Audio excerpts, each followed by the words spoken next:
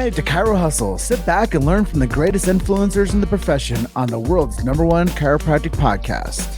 Before we dive into this powerful episode, please remember to subscribe to our channel and give us a 5-star rating on iTunes and continue hustling. This episode is sponsored by Imaging Services, Chiro Health USA, Chiro Moguls, Chiropractic Rocks, Pure Chiro Notes, Titronics, doTERRA, Sherman College of Chiropractic, New Patients in a Box, the Influencer Authority Podcast Training, and Prime Spine Consulting. Let's hustle. Hey guys, welcome to episode 330 of the Chirohustle podcast. I'm your co-host Luke Millette, and here's your host Jim Chester. So today we had the opportunity of interviewing Dr. Patrick Bain, and if you want to hear from the Unruly Doctor on podcasting and the ABCs of chiropractic, stay tuned. Time to watch any of them, but I keep it. There's a reason it's called the Unruly Doctor. So, welcome back. Another episode of the Chirohustle podcast. I don't know why I do this, but I do these like little jabs at the beginning now. It's kind of fun. It's kind of fun. Just before we get into more fun, I just want to let some people know that are listening, watching, that will share this, the ground rules of hustle. We do protect free speech in chiropractic. We protect the sacred trust. Our show supports subluxation-based chiropractic. We believe that the adjustment connects man, the physical, the man, the spiritual. And that's something really special about chiropractic. Chiropractic is a profession of healers. And we're really happy to do what we do. This is episode 330. And like Dr. Patrick Bain said, he is the Unruly Doctor. Go check out his podcast. Hey, thanks, man. Unruly Doctor podcast, dude. We're crushing it on Spotify, right? 8 episodes in. I don't know, man. It's fun, dude. I just like it. I just love doing stuff like that. Kind of like you, man. It's about pushing the envelope, saying the truth, man, and regardless of the consequences. Yeah, journalistic freedom within the Second Amendment, I believe. Yes, sir. Is very important, and freedom of speech, freedom to assemble, things of that nature. Right to bear arms, those things. Oh yeah, that's things the one mounted back behind here. I got, I should have put my AR-15 somewhere on here. In an unjokingly fashion, I call it the Kyle Rittenhouse. Oh Jesus, man! You should instead of Chiros, you should be the Unruly Hustle, man. I'll let you borrow my part of my name on there, the Unruly Hustle. That's awesome. So episode 330, it's a pretty cool milestone for us because 33 is a very symbolic number in chiropractic. 33 principles. But the part that I think most people get excited for the Chirohustle podcast is your story. For sure. And then we can riff on some cool topics, but I do want to talk about podcasting. Yeah. And what brought you into that territory to find that cool kids club, the podcasters? Yeah, dude. Me and 5 people who watch it, right? It's my clinic got to the point where, because I grew my clinic on social media, purely social media.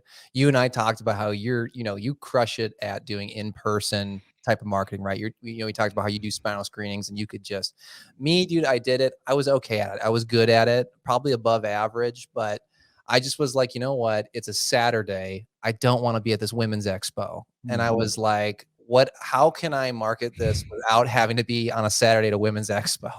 You know what I mean? Like it was just a personal choice. And so that's when I started doing testimonial videos. I started recording me treating people from beginning to end, full length, 15 minutes, no cuts into it. Just people, everything was about being real. I have a personal philosophy and a belief that what people desire now over any other time in history is people want real. They want you. They want to know who you are. They want to know your family. They want to know your kids. They want to know what's up with your life. And that's to each person, I think, to each doctor, to each individual, but how much do they reveal of their lives? I don't hide anything. I'm a single guy. It's just me. I don't have kids. I don't have a wife or, and family and stuff. So I'm okay with people kind of just getting the full me. I always tell the truth. I tell my opinions. And I think for some reason that just pulls people in. They really enjoy that. And the podcast is kind of like my verbal diary. I love a good old fashioned on it. So, you know, I'm enjoying an old fashioned. I'm having a good time. I'm laughing. I bring on quirky people. And like next week, I'm not even joking. This is what's funny. I have a patient who's like, he's like right out of a reggae magazine. He's got the dreadlocks. He's got like the Captain Jack Sparrow beads on his, on his dread, he's like the Big Lebowski. And this is where it gets even better. He designs pools for another one of my patients who owns a pool company, who, by the way, they're even getting a reality TV show. So I'm trying to tell them to blow his back out or something so he can come in for me to treat him on one of his reality TV episodes. But he's also becoming a reggae artist. Shocker. So like next week we're recording where he's going to come on my podcast and we're going to play his music, his new album, and Cool. probably talk about reggae stuff. I don't know. Having fun with it. Yeah, like, and sometimes it's a serious topic and a lot of times it's metaphysical. I'm a pretty metaphysical guy, very spiritual. I'm a firm believer there's a lot more going on here and that I have a particular purpose and set of talents, just like I believe you. And, before the show came on, you and I talked about how you have a particular set of talents and events that led you to this. And we're both serving our purpose in different ways. And we just happen to be able to both serve our purpose in a similar space. So, Yeah, and I really believe that today's conversation about chiropractic is going to offer, friends, family, colleagues, anybody that's been in your ecosystem a chance to see a snapshot of you from a different perspective. For sure. Yeah, I told some of my patients I was doing this, so shout out to my patients. And we met through one of my patients who somehow, I don't even know how she met you. She said you guys met forever ago. I don't even know what the connection was, but she was like, "Oh, have you heard of Chirohustle?" I'm like, "Chirohustle?" I'm like, "Chirohustle." She's like, "Oh, this is like the biggest chiropractic." I'm like, "We have a podcast?" And sure enough, dude, she was like, "Yeah, here." She sent me your info. She linked us up on Facebook, and then off we went. Yeah, man, that's the power of being the healer. That's right. Is when you take care of people, they're always looking for ways to support you. Oh, for sure. And metaphysically, man, there's a large network of connections between people who actually want to heal people. And that's how people also come to you to get healed as well. Firm believer in that. I love it. There's nothing better. So let's talk about this social media thing that you did and how you were able to get momentum and use that. I know a word that's popular, not popular, is called marketing in the chiropractic space, but you use it for marketing. How did it work so well for you? It's what I tell people, because the funny thing is too, man, other chiros find my videos all the time. And so I actually have guys calling me asking me, how do you do what you do? Like, where did you go with this? And at first, man, if you ever go to one of the first videos I ever made, awful. Worst video, no cool background. I had no Nike Air graffiti with the backlights like I do right here, right? Or with my T-Rex head. It was all just awful recording, editing, the whole thing, right? And at first, I think the mistake people make, like chiros specifically in this space, is they'll make videos for a while, but number one, they're super generic. It has nothing to do with you. And believe it or not, and anybody can press back on me. That's totally okay. This is just an opinion, and from experience is people want to know you. They want you. They want your personality. So if your social media videos are, you hired a marketer and then they're sending these exact same social media posts to 1,000 other chiros and it's auto posting to all of your Facebooks, right? Kind of like a generic photo that has a quote on it from somebody. There's nothing wrong with that to boost views on your page. But I think we can all be honest, when we're scrolling through Facebook, that doesn't stop my attention. And especially if I'm a person who has, let's just say I have no idea what chiropractic is. And let's just say I know what chiropractic is, but I don't know why I want to go to you specifically. That's what you're trying to do, right? When I'm making a social media post, I want you to see mine and I want you to come to me. That's the whole point, because that's marketing. So my idea was from the get-go, everything needs to be very real, very raw. So if you ever watch any one of my videos on YouTube or Facebook and stuff, it's just me being a personality and treating people. It's literally like you're there in the room. If you've ever been on a treatment with somebody, right? Like your spouse gets treated and you sit on a chair and watch them get treated and we're all having a funny conversation and stuff. That's just what it is. It's very raw. It's very real. And then this year, I finally integrated the podcast because I had so many patients asking me a lot more, and I just didn't have the time to answer a lot of the things that they were saying. They wanted my opinion on this health thing, or they wanted my opinion on this metaphysical or spiritual concept. Believe it or not, these are the questions people ask. And in that time where I'm trying to focus on getting you well, getting your body well, I don't always have the time to talk for an hour about what's my belief on why the universe exists, or do I think aliens are real? And you know what I mean? Like, did Atlantis actually happen? Like, I love that stuff. And I could talk about it for 3 hours, but that's why I created the podcast, because I had so many people asking me this. And then I'd be sitting there, and my office manager, Teresa, was literally coming to my door, and she still does this, right? I get a little heart attack every time I can hear her like footsteps coming down my hallway. Cause I'm like, oh no, how much did I talk over time? And, she gives me the whip, and then I'm like, okay, I'm so sorry. We have to talk about this next time. So, so that's why I expanded into that. But the social media really has been huge. I don't do any other marketing, to be honest with you. I do keywords for Google, and I do purely Facebook, Instagram, TikTok. All organic. All just me. And then do I spend money on it? Sure. Like, I'll boost it. I send it out to more people, right? Why wouldn't you? You should try to get as many people to see it, right? But here's what I can tell you. It's a hell of a lot cheaper than any other marketing I've ever found. And the beautiful thing is it happens while I sleep. While I sleep, I'll get an email that next morning, 3 emails of 3 new patients that somehow came in at 1 a.m., 12:30 and 3 a.m. because some people are night owls. Or they don't feel good and can't sleep. And they can't sleep because they feel like crap, right? And so then they see my video, and the cool thing is, right, at first, nothing's going to happen. This is the number one mistake. When chiropractors call me and they ask me about how do I do social media, I'm going to tell you right now, for the first 3 months, you're not going to get a single phone call from making these organic videos. And you're going to think nobody's watching them, right? So that's why at the 3-month mark, most chiropractors quit. They make the videos, they put the effort in, they say, this isn't worth it. I'm not getting a single phone call. But I'm telling you, after every month after that, you are going to get so many phone calls from people who've been watching it since the very first video, but they needed to watch you for 3 to 6 months, even sometimes a year before they call you. The crazy thing, I was listening to, I was actually reading this book, Expert Secrets by Russell Brunson. And he was saying people that do the podcasting world, sometimes it takes up to magic year 5 for people to actually hit their stride with the audience and the brand that they promote.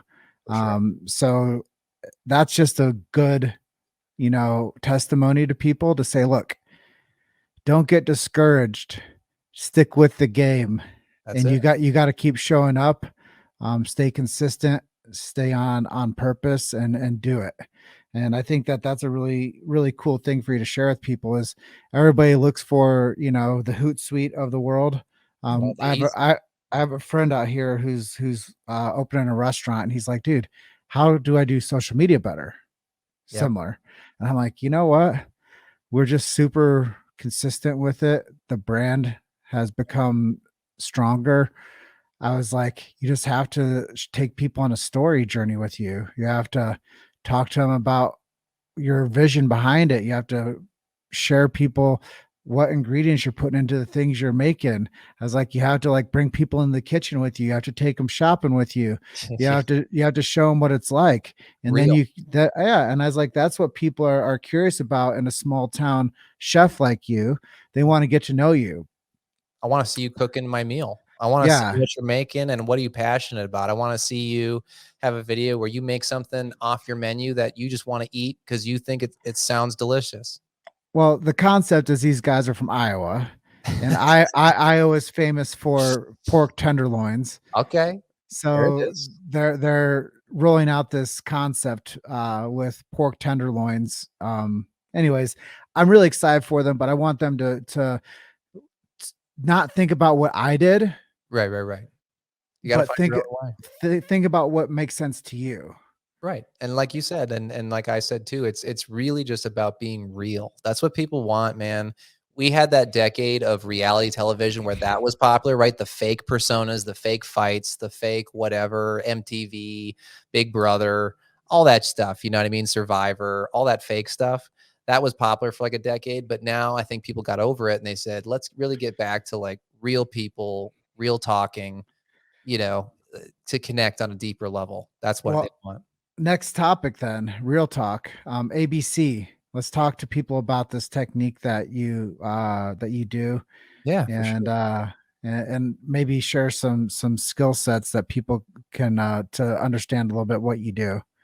ABC is it's sometimes it's hard, man. I explain ABC to new people all the time and to chiropractors, because it's something a lot of them haven't heard about. And if they did, they're kind of like they haven't heard a lot about it. And it's really unfortunate because, I'll try to keep the story short, right? Because it's quite a story, right? But when I was in chiropractic college, my doctorate, um, there was a lot going on. I've always been very critical, and I think I've always thought critically. And so like whenever a teacher says this, I'm like, okay, does that really make sense? And how do I formulate my own opinion about it?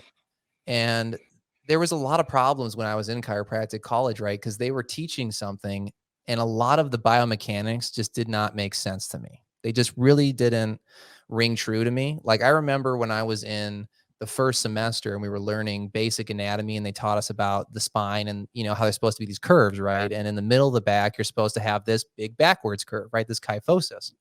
And I said, okay, that makes sense, right? But then when I went into my first technique classes, they were telling me, okay, so in this kyphosis, we're going to put our hands here and we're going to push these bones this way. And I said, and I kind of like thought about it and I'm like, okay, but you just taught me that we're supposed to have a kyphosis here, but we're going to be pressing that bone forward, isn't that going to flatten out that kyphosis? I remember asking that question because I said, you want us to have a kyphosis? They said, yeah. And I said, isn't that going to flatten it out? And they said, and there was no answer. And it's never a good thing when I can't get an answer because I know I just stumped somebody who probably had never thought about that before. And if I'm the first one to think about it, I'm a smart dude, but I'm not the smartest guy out there. So if I'm the first one to think of something that's concerning to me, and so that set me off on a really long journey. And not to bore anybody, but it took me about 2 to 3 years. 2 to 3 years. I actually spent all my spare time. And at that time, man, I was taking 32 credits every 4 months. I was on the accelerated program at Northwestern for chiropractic. So I had no time for this, but I was dedicated to figuring this out because there was just so many things that weren't making sense. And one of the things that always frustrated me in school was that when people were getting treated, there were so many inconsistencies and I just wanted so much consistency so badly. I wanted to get where if I put my hands on 100 people, that 95 were going to get consistently better no matter what, and then there's that 5% where I'm like, gosh, what's going on? And then all of a sudden I look at an image and you have a tumor or something. And that's why you didn't get better. Like that's how consistent I wanted it. And that's not what I was finding. It was so frustrating. And then the really kind of big moment for me where it was a big wake up call was that my own body started to deteriorate the more I was getting adjusted in school. I started getting this crazy amounts of like numbness and tingling all throughout my back from the top of my head all the way through my tailbone every time I got adjusted. And that was really concerning because I was like, uh-oh, this is really not good. And you and I before the show came on talked about how I had multiple sclerosis. So while I was in chiropractic college, I actually still had multiple sclerosis. I was just hiding it from a lot of my classmates.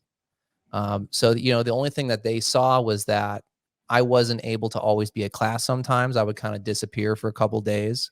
A lot of them noted that my weight looked kind of light. I looked pretty sickly sometimes, and they asked me if something was wrong, and I always lied and said, "Oh, I just got a cold or I got a whatever." But the honest truth was I was actually very sick still, and there was days where I just couldn't get out of bed to get to class. That's the honest truth. And so then while I was in school, I kind of ended up making a couple discoveries on my own. The first discovery was there was something weird about pushing bones forward, and I didn't know what it was at the time. I always just had this deep inclination that there was something that needed to change about that. And the second thing was I ended up in all this research I did, and I'm so sorry that I can't give the references for some of it because it's been so long, but I started reading like articles from like the early 20s, and I also heard inklings from other chiropractic techniques, like network spinal analysis, and they were talking about these dural or meningeal adhesions. These dural meningeal adhesions, these scar tissue pieces that are actually within your spine that attach to your spinal cord and create dural torsion, which then shuts down the nervous system and causes neurological disease. And I was fascinated by that. And I had this intuition where I was like, there's something to that. And I had never heard it before. No one had ever talked about that. And I was like, that makes a lot of sense for my MS.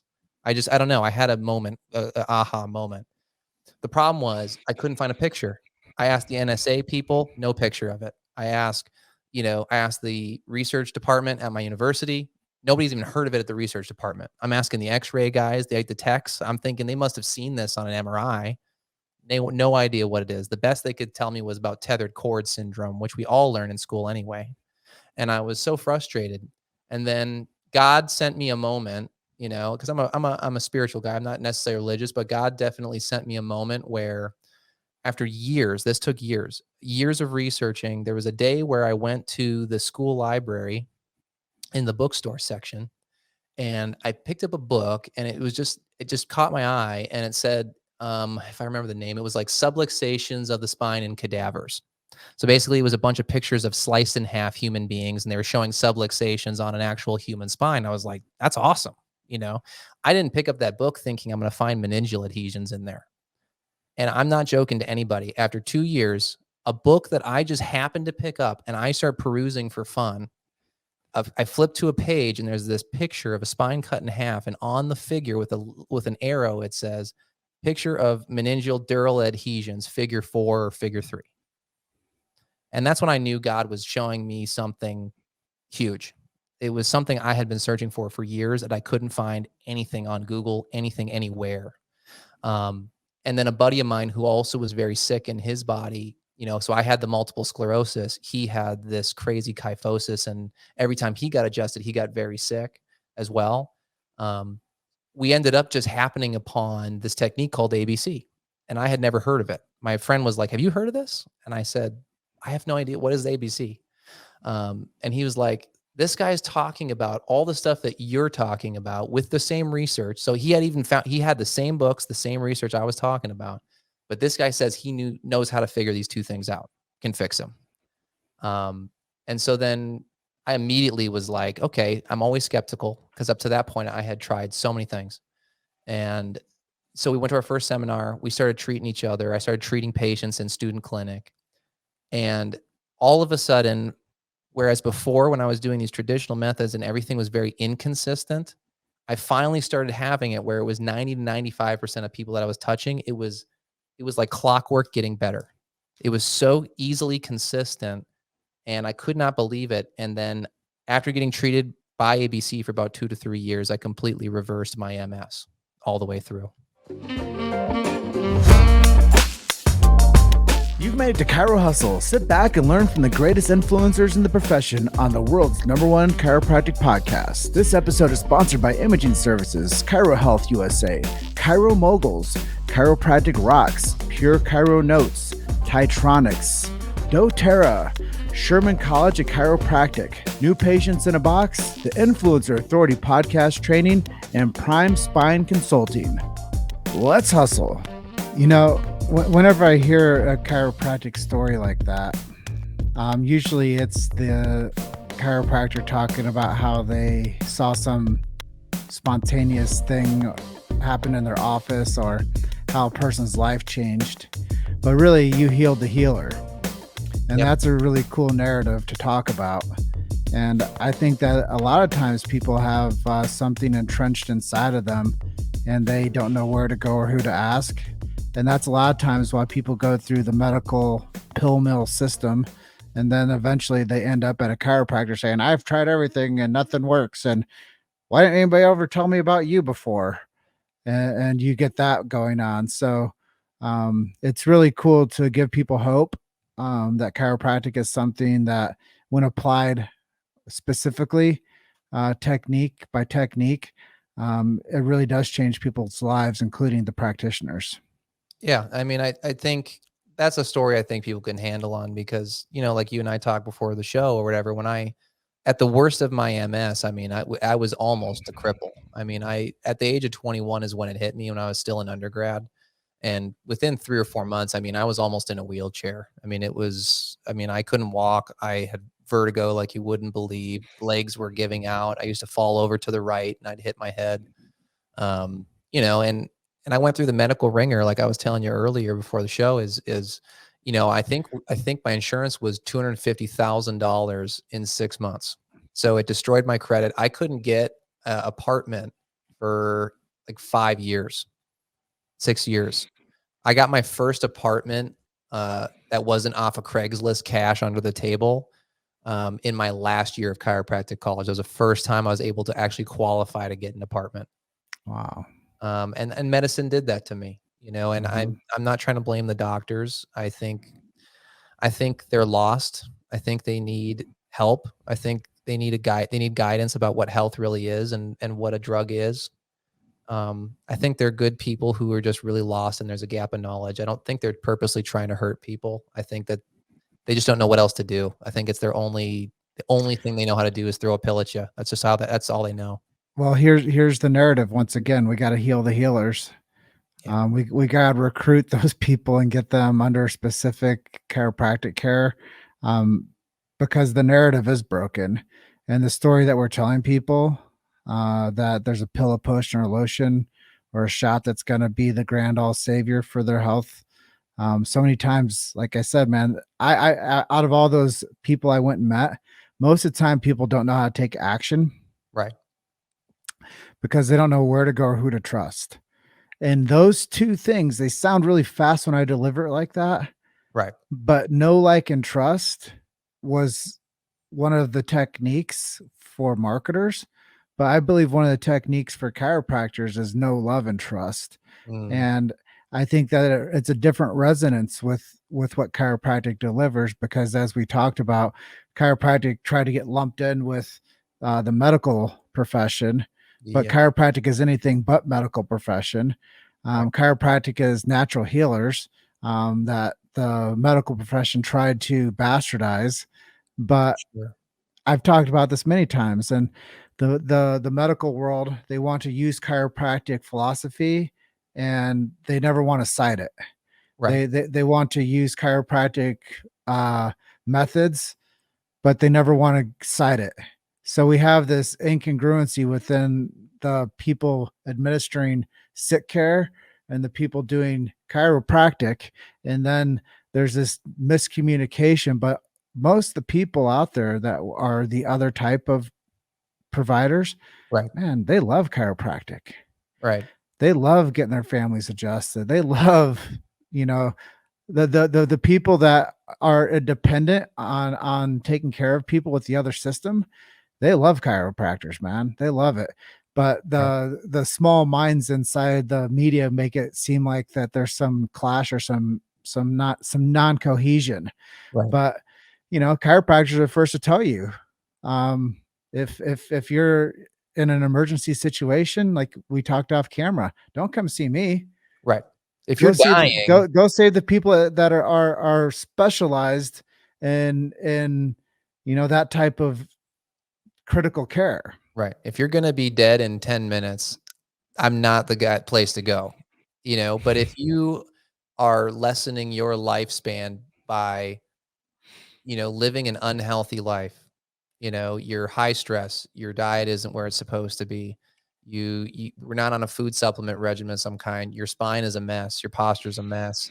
That's where we need to shine because, like you and I were talking about before the show, it's like healthcare is going to a very scary place. And there is an awakening happening, which is encouraging to me that there's an awakening of people saying, I'm really sick of taking 10 medications. It's if I had to do like a study of the average intake of a new patient in my clinic, I would say at minimum, every patient's almost on 5 drugs. And I would say the most I've ever seen is 10 to 15. Typically, it's like the high end. 15 drugs. 15 drugs. Um, I mean, it's getting, and I can't believe that's not malpractice, but it isn't, because I see 10 to 15 drugs in so many new patients. It's pretty unbelievable. It's unreal. The minimum is always about 4 or 5. Hmm.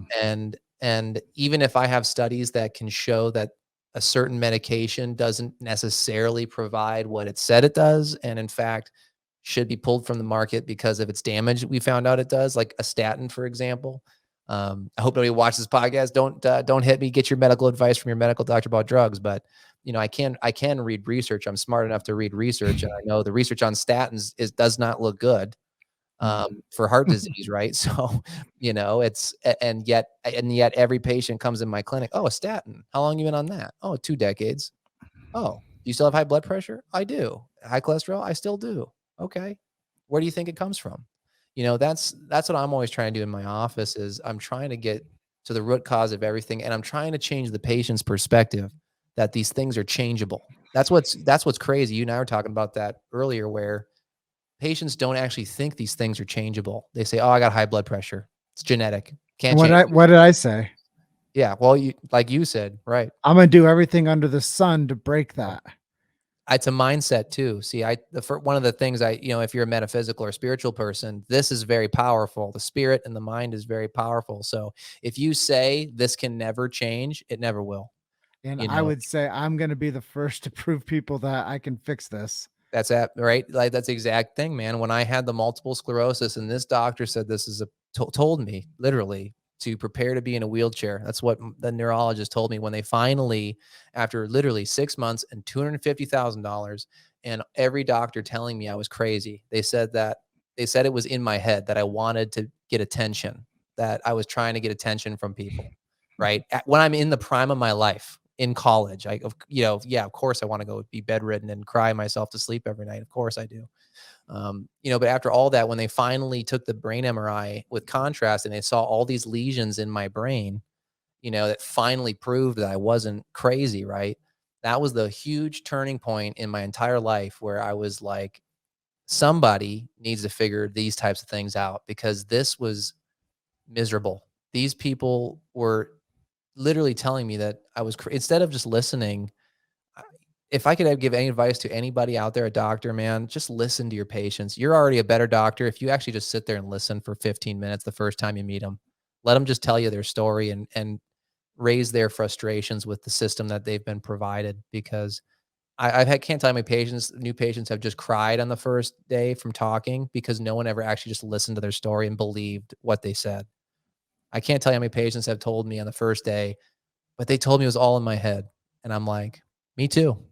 But yet here I am standing 12-hour work days, treating people all day long in a physical job, when they told me I was supposed to be in a wheelchair a decade ago. Amen. And it's just, that's where it needs to go. So we're coming to the edge of our time. Sure. Let's do two quick questions, speed round. Give me a if you could have lunch or dinner with anybody in all the world, who would you choose? Dude, I thought about this question all day. I was so nervous for the question, man, because it is such a freaking hard question, man.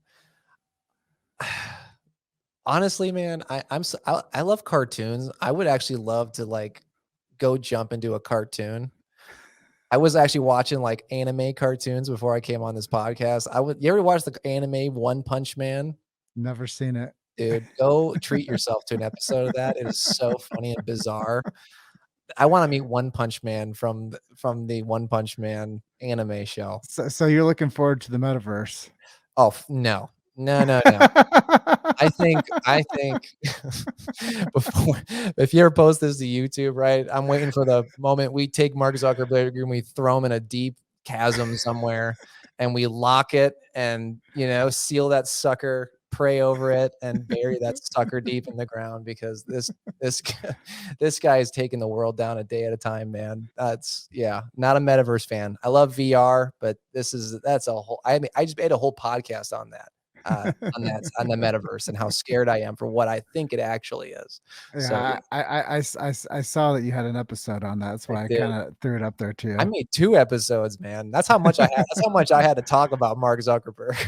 I had 2 episodes. Well, we're at the top of the hour. That's fine, man. Where can I send people if they want to learn more about you For sure. and if they want to listen to your awesome podcast? Yeah, if anybody wants to spend their commute listening to an hour and 20 minutes at a time, hour 30 minutes at a time of me enjoying old fashions and talking about really interesting stuff, you can catch me on Spotify at the Unruly Doctor. That's my podcast. And I also post the full video versions on our YouTube page because I also do the video for it. So if you go to YouTube and you search Springback Chiropractic, I've got full treatment videos doing ABC to patients. I've probably got about 50 videos of me actually full-length treatment videos doing what I do. And then we've got about 8 episodes out now of the podcast, and it's been well received. Surprisingly enough, people really do enjoy me drinking old fashions and having laughs with other doctors and really intriguing people. That's, Well, will you send me your link tree so I can post that with your episode? Oh, for sure. Yeah. My link tree's got all of it on there. YouTube, TikTok, the podcast. Mhm. It's all on my link tree. So I'll definitely send that over. Cool. Well, Dr. Patrick, real pleasure, man. Yeah, for sure. We had a powerful hour together between the show and the pre-show. pre-chat. The pre-show.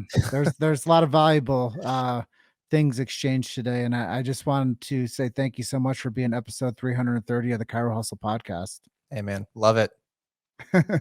Well, I close out sometimes and I say, you're just one story away. Keep hustling. And, I need a closer, man. I've got my little, wait, tell me if you can hear this on your end. Can you hear that stuff? I did. Oh yeah, dude. Okay, here's I'll close that on this one with little Joe Biden. All men and women created by go, you know the thing. You know the thing. Too funny, man. That's awesome. Well, want you to have an awesome night down there in Arizona, sure. Right? Oh yeah, man. Yep. I actually got to treat somebody tonight. I got somebody who's not feeling too well, so I'm gonna go muscle test them and figure out what's going on. Cool. Well, thank you so much for your time and your talent and your message. And we want you to have an awesome rest of your night. I'm gonna drag you on my podcast too. Bring me on. Hell yeah, dude. Let's do it. Send me the scheduling link. Be happy to. Oh, it's coming, man. That's awesome. All right. Make sure you go meet your beating, dude. All right. All right, buddy. Bye for now. Thanks for listening to Chiro Hustle. Don't forget to subscribe and check back next week to continue hustling.